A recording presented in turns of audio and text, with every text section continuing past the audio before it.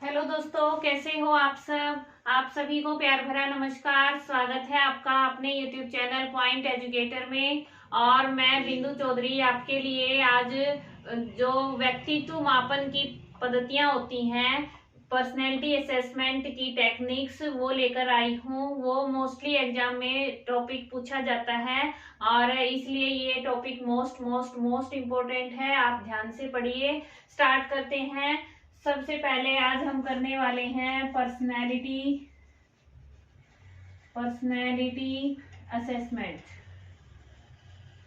Assessment.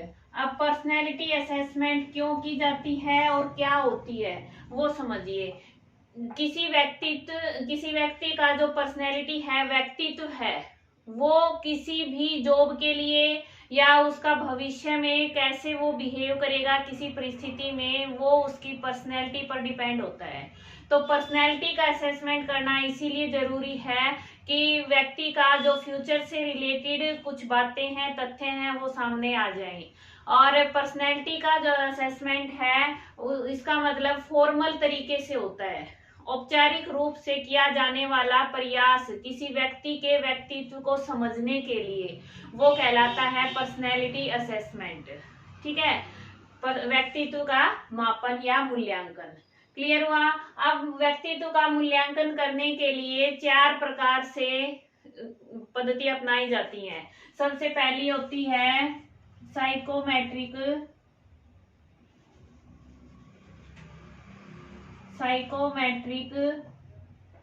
Method या technique.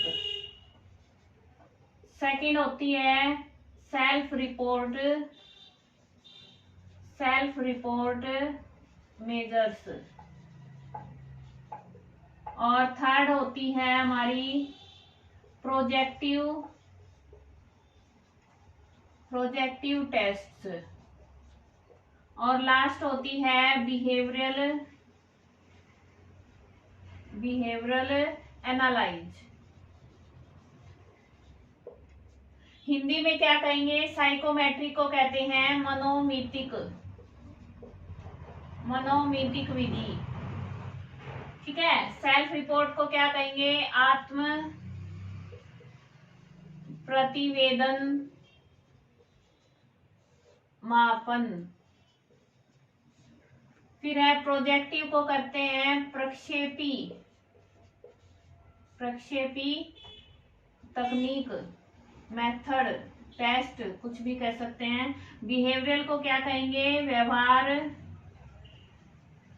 परक analyse यानी विश्लेषण।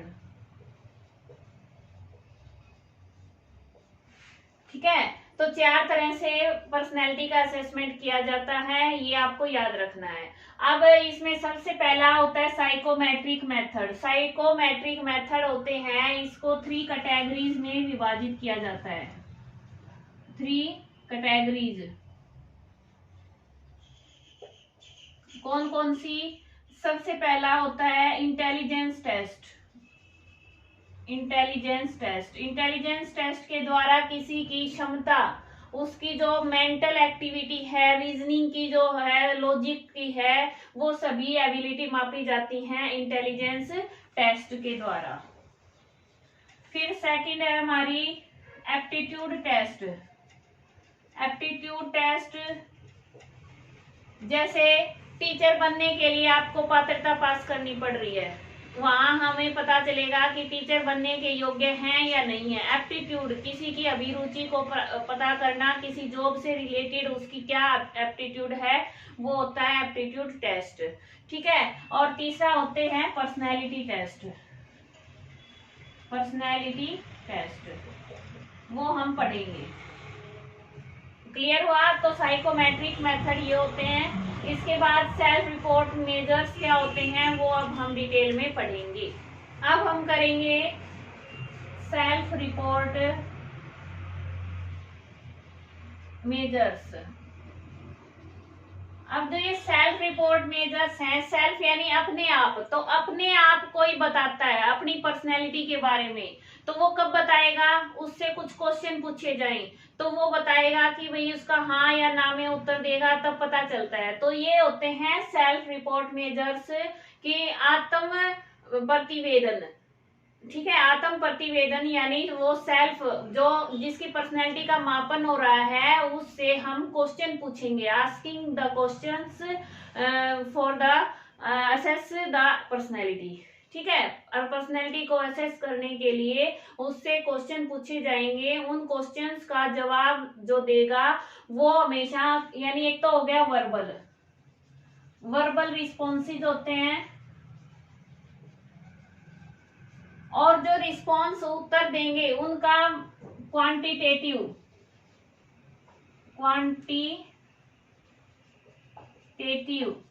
मात्रात्मक रूप से अंक दिए जाएंगे, नंबर दिए जाएंगे। उन नंबरों को फिर काउंट करके, और नॉर्म होते हैं, मानक स्थापित होते हैं उस टेस्ट के, उनके अकॉर्डिंग अंकों का मूल्यांकन किया जाएगा कि ये किस पर्सनैलिटी का व्यक्ति है। ठीक है, यानी पर्सनैलिटी को मापने के लिए कुछ क्वेश्चनेयर दिए जाएंगे, उनके हिसाब से उसके पर्सनैलिटी को मापा जाएगा क्वेश्चंस के हिसाब से। अब इसमें सबसे पहला एग्जांपल आता है MMPI, मिनीसोटा मल्टीफेजिज इन्वेंट्री। ठीक है, पर्सनैलिटी इन्वेंट्री, मिनीसोटा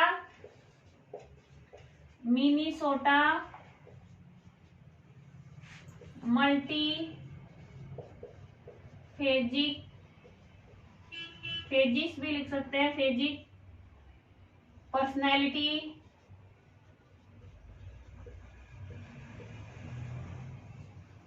इन्वेंट्री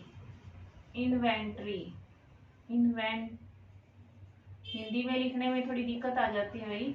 ठीक है, इन्वेंट्री, मिनीसोटा मल्टीफेजिक पर्सनैलिटी इन्वेंट्री, ये सबसे पहला एग्जांपल किसका है, सेल्फ रिपोर्ट मेजर्स का। अब इसमें क्या किया है, ये जो डेवलप किया है, ये किया है हाथवे एंड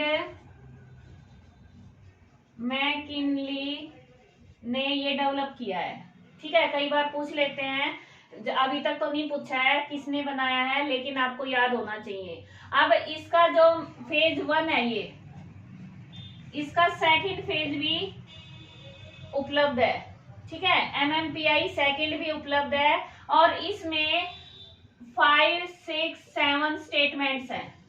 अब याद कैसे करोगे, MMPI में कितने वर्ड हैं, 4 के बाद 5, 6, 7, तो स्टेटमेंट कितनी है इसमें, 5, 6, 7। ठीक है, उनका आंसर देना होता है, और इसके साथ इसमें 10 सब स्केल्स हैं, 10 सब स्केल्स हैं। और ये किस लिए है सबसे ज्यादा इम्पोर्टेंट, जो साइकोपैथोलॉजी के लिए इम्पोर्टेंट है, यानी जो भी मानसिक रोग होते हैं ना, सिजोफ्रेनिया है, मैनिया है, डिप्रेशन है, ये सभी है। एंजाइटी को हम नहीं लेंगे, डिप्रेशन एंजाइटी का ही अगला स्तर होता है। ठीक है, तो 10 सब स्केल हैं जिनमें इन सबको मापा जाता है। याद रहेगा आपको, जो अलग अलग 10 हमारी जो मेंटल डिसऑर्डर हैं, मेंटल परेशानियां हैं, रोग हैं, उनको मापा जाता है इस टेस्ट के द्वारा। क्लियर हुआ, बस इतना ही पूछेंगे आपको, इतना ज्यादा नहीं पूछा जाता। MMPI किसका एग्जाम्पल है, सेल्फ रिपोर्ट मेजर्स का है। इसमें कितने स्टेटमेंट्स हैं, 5, 6, 7 हैं, और इसका फुल फॉर्म क्या है, मिनीसोटा मल्टीफेजिज पर्सनैलिटी इन्वेंट्री, और हाथवे एंड मैकिनले ने इसको डेवलप किया है। और ये किस लिए यूज होता है, साइकोपैथोलॉजी के लिए यूज होता है। क्लियर हुआ, नेक्स्ट इसका एग्जांपल है। अब इसकी नेक्स्ट है, वो है EPQ।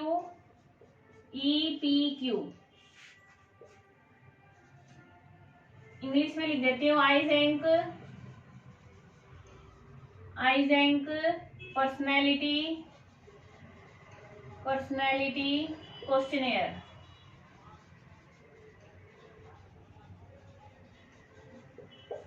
ठीक है, तो ये आइजेंक पर्सनैलिटी क्वेश्चनेयर है।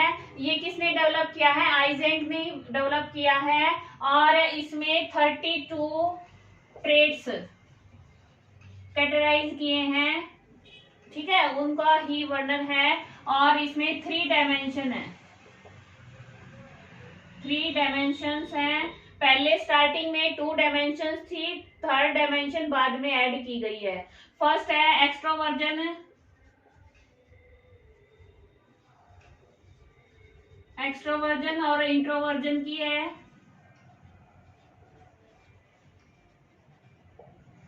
ठीक है, या तो ये स्पेक्ट्रम में है, बताती हूँ कैसे है। सेकंड है वो है इमोशनल स्टेबल या अनस्टेबल, और थर्ड है वो साइकोसिटिज्म।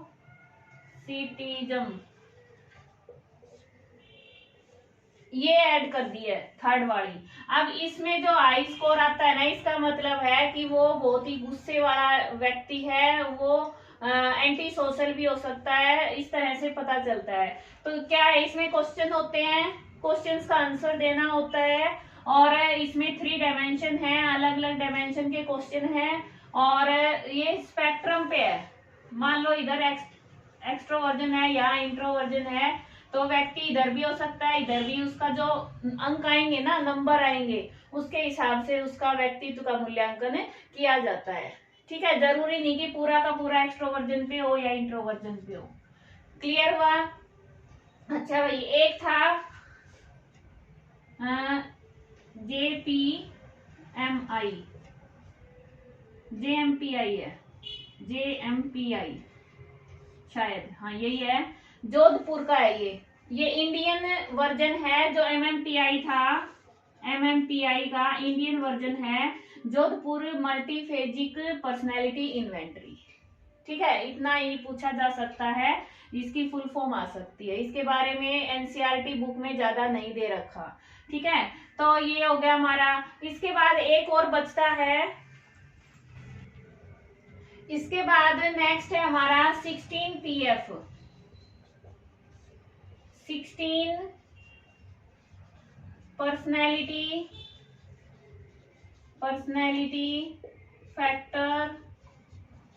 Factors questionnaire.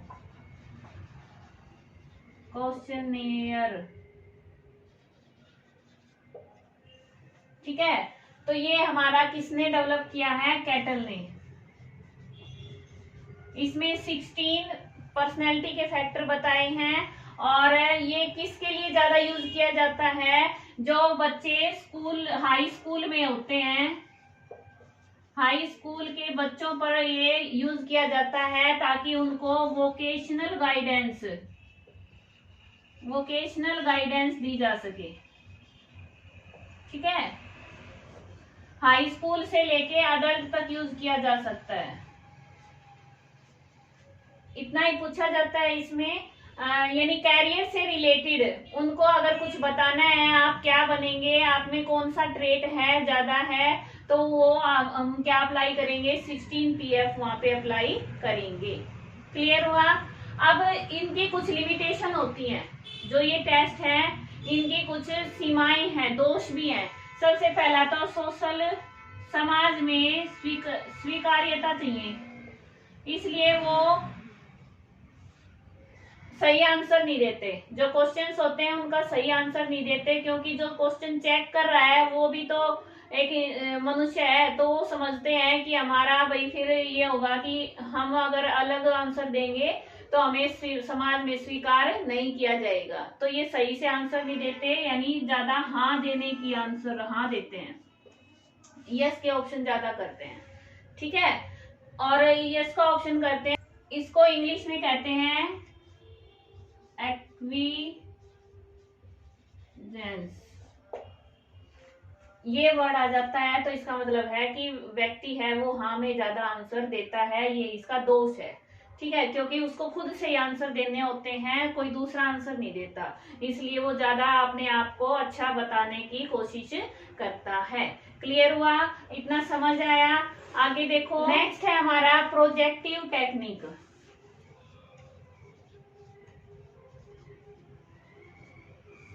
Projective techniques,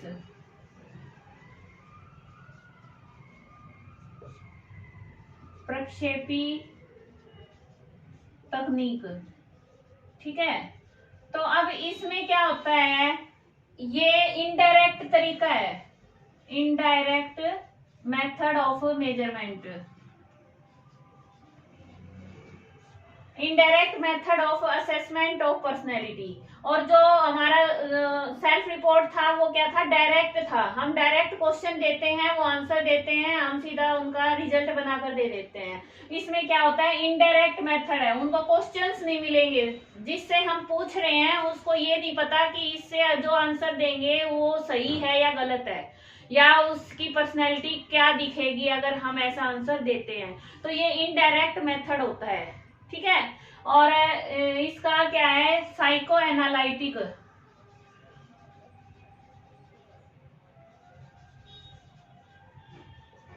based होते हैं। साइको एनालिटिक आपको पता है, फ्रॉयड ने बताए थे unconscious mind,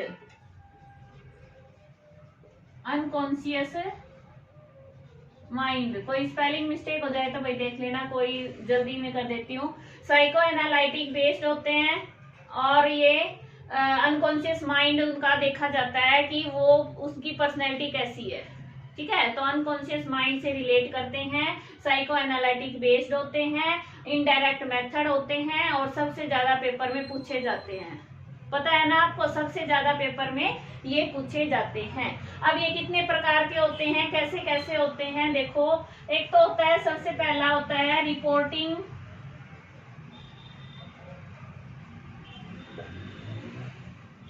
association. Reporting association में क्या होता है, या तो कुछ वर्ड्स दे रखे होते हैं या पिक्चर्स दे रखी होती हैं, इंक ब्लॉट होते हैं।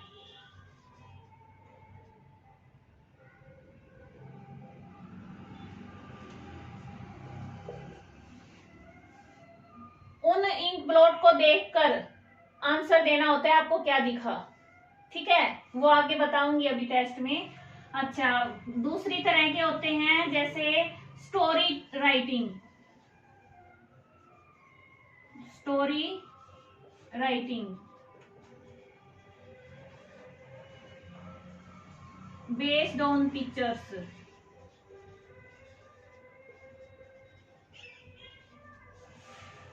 कुछ पिक्चर्स दिखाई जाती हैं, उनके ऊपर स्टोरी बनाई जाती है कि आपको इस पिक्चर को देखकर क्या स्टोरी दिमाग में आई, क्या सोचते हैं आप उसके बारे में। ठीक है, तो स्टोरी टेलिंग भी बोल सकते हैं। थर्ड है हमारा सेंटेंस कंप्लीटेशन,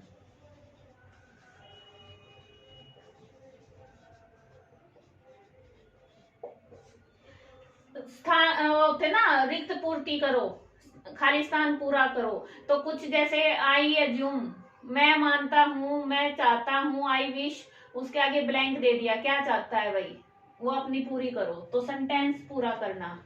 और इसके बाद हमारा होता है ड्राइंग एक्सप्रेशन, ड्राइंग के द्वारा अपने थॉट एक्सप्रेस करना। ड्राइंग बनाओ भाई, अपने दिमाग में जो भी आपको आ रहा है वो ड्रॉ करके दिखाओ, तो उससे भी पता चलता है। ठीक है, अच्छा, लास्ट है हमारा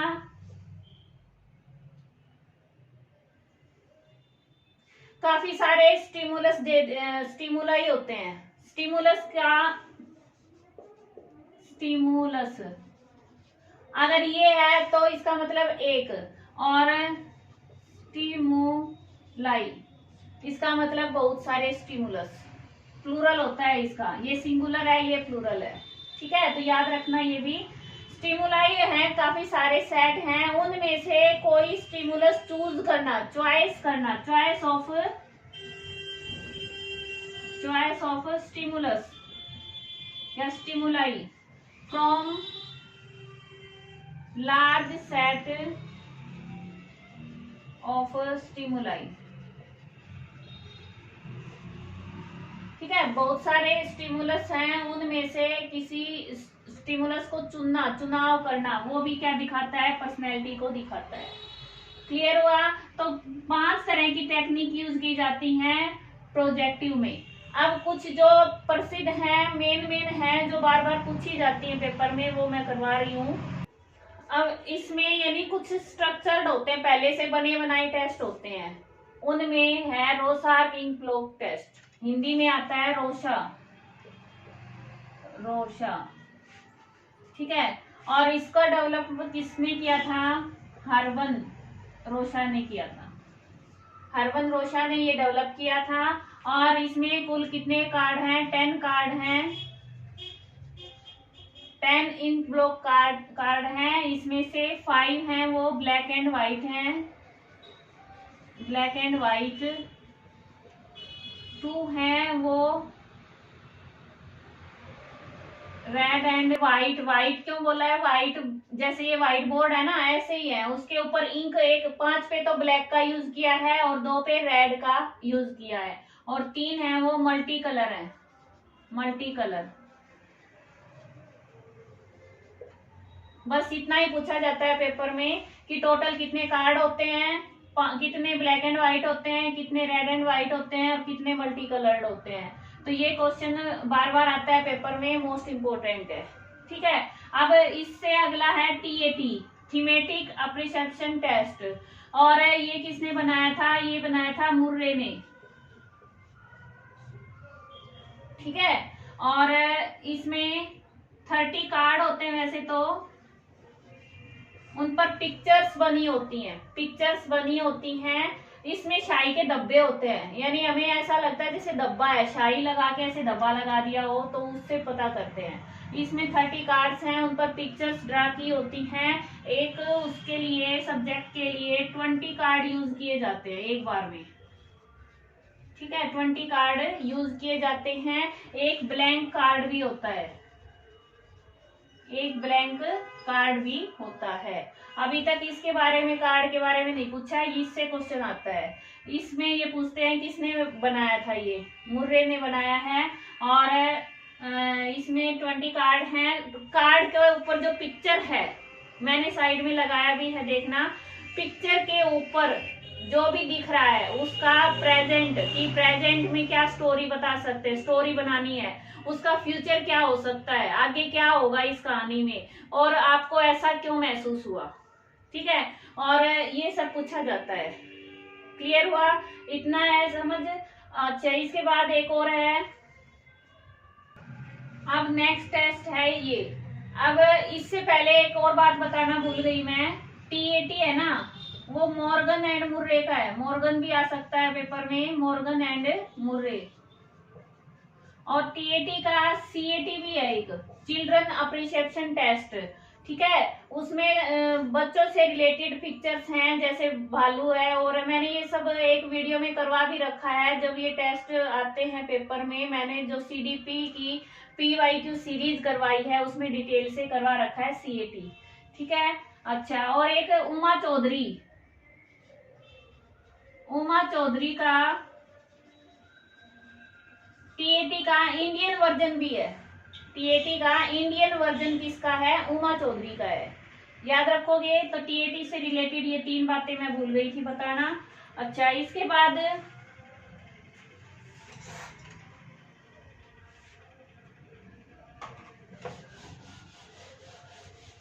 नेक्स्ट टेस्ट है हमारा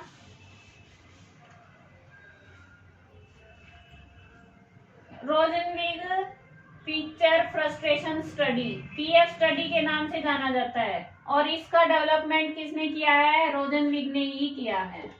ठीक है, इन्होंने ही किया है। और ये किसको मापते हैं? अग्रेशन को मापते हैं, अग्रेशन को देखते हैं, अग्रेशन फ्रस्ट्रेशन।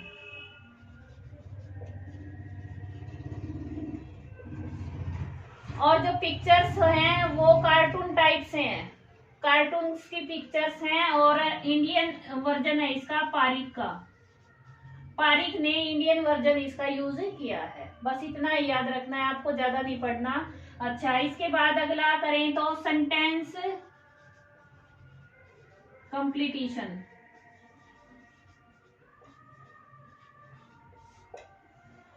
अब इसमें क्या होते हैं, इसमें मैंने आपको बताया जैसे ये लिखें कि आई विश डैश, क्या चाहते हो, देखो माई फादर डैश, क्या है, क्या समझते हैं पिता के बारे में। तो इस तरह से हमें सेंटेंस पूरा करना होता है। या फिर I am proud of dash, ठीक है। तो इससे भी क्या पता चलता है, पर्सनैलिटी का पता चलता है। सेंटेंस कंप्लीटिशन। इसी तरह से मैंने बताया ड्राइंग में dry man, dry tree man person, वो पिक्चर्स, ठीक है। हाउस ट्री पर्सन और ड्राई पर्सन। ड्राई पर्सन में क्या होता है, ड्राई पर्सन टेस्ट है, उसमें जैसे किसी ने ऐसे आंखें और ये बना दिया, शेप क्या बनाई है, हाथ पतले बनाए हैं, मोटे बनाए हैं, कितनी शेप ड्रा की है पर्सन की, उसके हिसाब से पता चलता है कि व्यक्ति की पर्सनैलिटी कैसी है, ठीक है। और ये सबके बस की बात नहीं होती, ये एक्सपर्ट ही करते हैं, जो ट्रेंड होते हैं साइकोलॉजिस्ट, वो करते हैं प्रोजेक्टिव टेस्ट का यूज। क्लियर हुआ? अच्छा भाई, इसके बाद नेक्स्ट हमारा है, इसके बाद एक टेक्निक और रह गई हमारी ये पर्सनैलिटी असेसमेंट की, बिहेवियरल एनालाइज। अब बिहेवियरल एनालाइज किसके द्वारा होता है, ऑब्जर्वेशन से, इंटरव्यू से, ठीक है। यानी बिहेवियर को एनालाइज करना, उसका जो समाज में या फिर कहीं किसी परिस्थिति में कैसा बिहेवियर है, उसको एनालाइज करना क्या होता है, बिहेवियर एनालाइज, व्यवहार परक विश्लेषण। तो वो ऑब्जर्वेशन से करेंगे। ऑब्जर्वेशन डायरेक्ट हो सकता है, इनडायरेक्ट हो सकता है, इंटरव्यू होता है, स्ट्रक्चर्ड हो सकता है, अनस्ट्रक्चर्ड हो सकता है, यानी वैसे ही हमने इंटरव्यू ले लिया। या फिर इसमें और क्या आ सकता है, रेटिंग स्केल्स,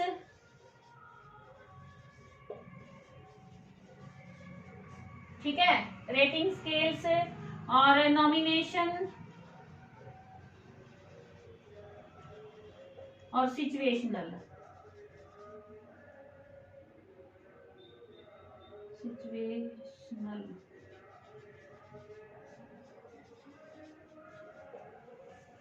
ये है बिहेवियर एनालाइज के। यानी रेटिंग स्केल का यूज कर सकते हैं। नॉमिनेशन होता है कि जैसे किसी को नेता, किसी ग्रुप में से एक को चुन लिया, अब सभी से ये पूछना कि इसी को क्यों चुना, इसमें ऐसा क्या है, इसको ही क्यों चुना, नॉमिनेट इसको क्यों किया, ठीक है। सिचुएशनल टेस्ट ये हो जाए कि जैसी सिचुएशन है उसके अकॉर्डिंग उसको टेस्ट दिए जाए, ताकि उसका बिहेवियर का एनालाइज। अब किसी में अग्रेशन ज्यादा है तो उसके ऊपर एग्रेशन की इन्वेंट्री लगा देंगे, ठीक है। कोई इमोशनल ज्यादा है, उसकी इमोशनल इंटेलिजेंस कैसी है, तो सिचुएशनल टेस्ट, ये सभी किसमें आ जाएंगे, बिहेवियरल एनालाइज में आ जाएंगे, कि उसके बिहेवियर में हमें क्या एनालाइज करना है, क्या असेस करना है, उसके लिए कोई स्पेशल टेस्ट अप्लाई करना।